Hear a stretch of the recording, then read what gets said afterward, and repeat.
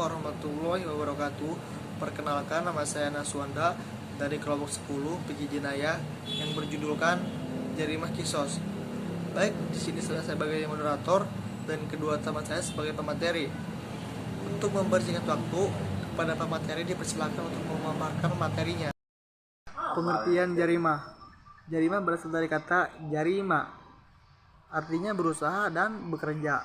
Usaha di sini difokuskan pada usaha yang tidak baik atau usaha yang dibenci oleh manusia, atau dapat diartikan jarimah adalah melakukan setiap perbuatan yang menyimpang dari kebenaran, perbuatan, keadilan, dan jalan yang lurus.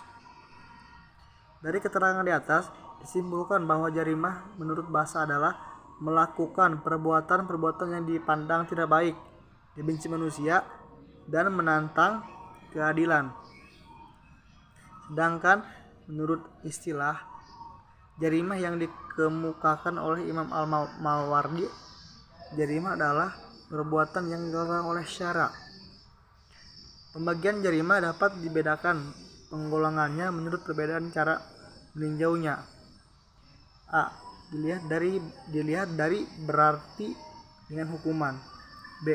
Dilihat dari segi niat si pembuat yang dibagi menjadi dua bagian. C. Dilihat dari cara mengerjakannya. D. Dilihat dari cara orang menjadi korban akibat perbuatan yang dibagi pula menjadi jarimah perseorang dan jarimah masyarakat. E.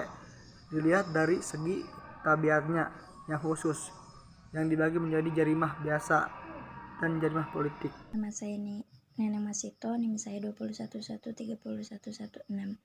Di sini saya akan memaparkan materi jarimah qisas berbeda dengan jarimah uhud yang sepenuhnya menjadi hak Allah. Jarimah qisas merupakan jarimah yang menjadi hak Allah dan hak adami secara bersamaan. Tetapi hak lebih besar. Adanya hak adami dalam jarimah qisas ini ditunjukkan dengan adanya diyat, ganti kerugian. Dengan jarimah qisas yang dimaafkan karena itulah, maka jarimah qisas sering disebut dengan jarimah qisas diyat, atau jarimah qisas adalah jarimah yang diancam dengan pidana qisas, yaitu sama dengan ancam perbuatan pidana yang dilakukan dengan demikian. Maka ciri-ciri jarimah qisas dan diyat adalah sebagai berikut. 1. Hukumannya sudah tertentu dan terbatas, dalam artian sudah ditentukan oleh syara dan tidak ada batasan dan maksimal. 2. Hukuman tersebut merupakan hak perorang dalam arti bahwa korban dan keluarga merupakan memberikan pengampunan terhadap pelaku. Terima kasih kepada moderator atas kesempatan yang diberikan kepada saya. Perkenalkan, nama saya Pelita Puspita Jalani di Menangkalbu. NIM saya 201130117. Di sini saya selaku pemateri ketiga akan melanjutkan materi yang sebelumnya telah disampaikan.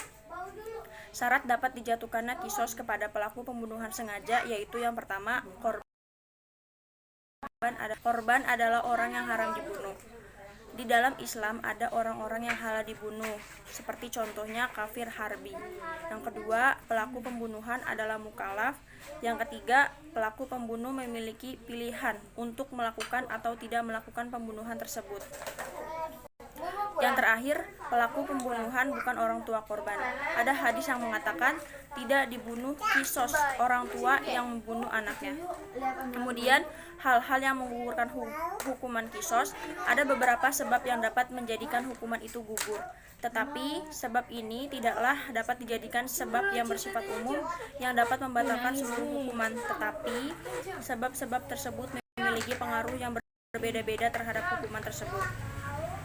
Adapun sebab-sebab yang dapat menggugurkan hukuman adalah yang pertama, meninggalku tindak pidana, yang kedua, hilangnya tempat melakukan kisos, yang ketiga, tobatnya pelaku tindak pidana, yang keempat, perdamaian, yang kelima, pengampunan, yang keenam, diwarisnya kisos, yang ketujuh, kadaluarsa atau al-takadum, dan yang terakhir, orang tua pelaku.